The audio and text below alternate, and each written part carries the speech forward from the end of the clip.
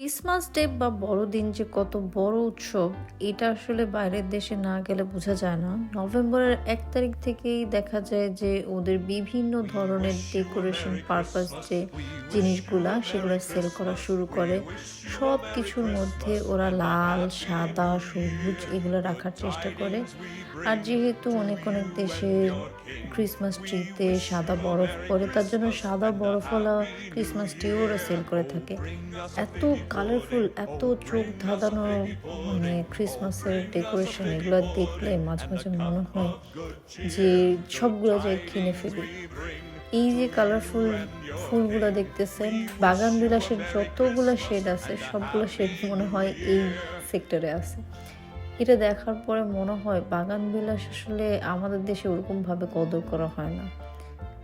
এই যে ডেকোরেশন পার্টগুলা, এগুলো যে শুধুমাত্র আম হিন্দুরা বা খ্রিস্টানরা কিনে তেমন না। অনেকেই এগুলা জাস্ট এমনি ঘর সাজানো পারপাসও কিনে থাকে। ধর্ম পারপাসে যে ক্রিসমাসের ডেকোরেশনগুলা কিনে তেমন না।